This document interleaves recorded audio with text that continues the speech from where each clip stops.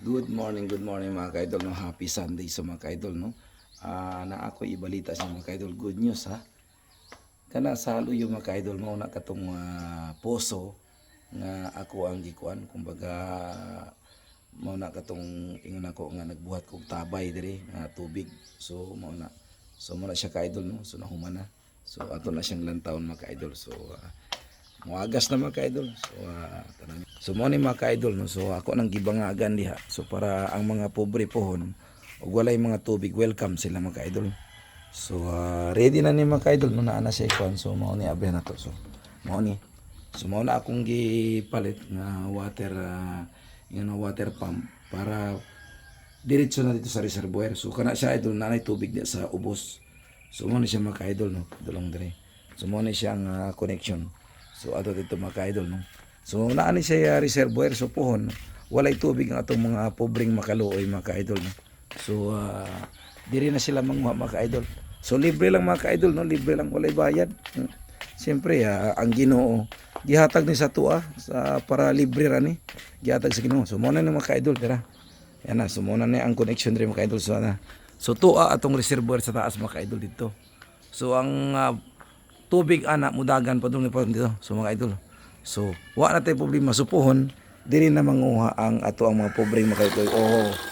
Agas kayo idol, di ba? So agas kayo. So na gikan na sa reservoir idol. So wala problema. So 24/7 na idol. So pohon ting init-init. So naanay mga kuan og tubig ato ang mga pobreng makaloy. So mga ka-idol, so ana magmahal ang inyong pobreng makaloy. So di ba? So dapat inana ang mga mentality sa ato ang mga kaigsuonan nga handa mo tabang ba. So naa kay initiative nga pag unsa ka makatabang sa tao, dili nga ang imong initiative nga ang mga politician diha sa nanagan ang ilang initiative para makakwarta. They wanted to run any position in the government as politician to mangawat, to have money in their own pocket.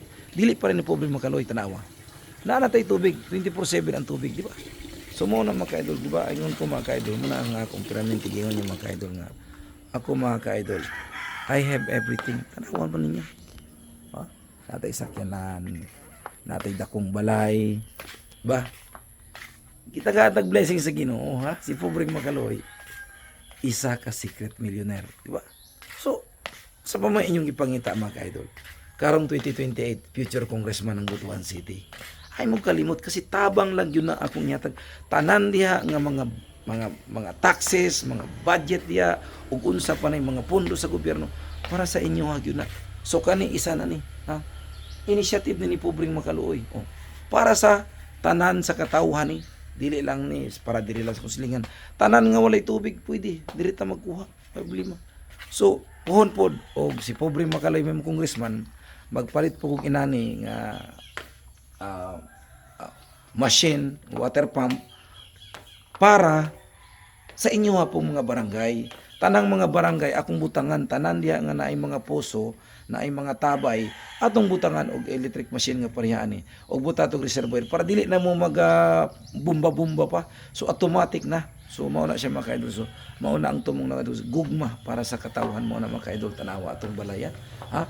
Kana mao na ingo mga ka-idol. Kanang mudagan og public servant mga ka-idol. Financially motivated pa rin ni pobre makaloy. Na ako di na may mo pobre ni Prince Makaloy. Dili na mga ka-idol. Tanan ni mga ka-idol. Tanan ni hinatag sa Ginoo tanawa. Oh. Tanan ni mga ka-idol. Oh. Atuan ni tanan diri. Oh. Tanaw ni mga ka-idol. Atuan ni tanan diri mga ka-idol. Oh, ha?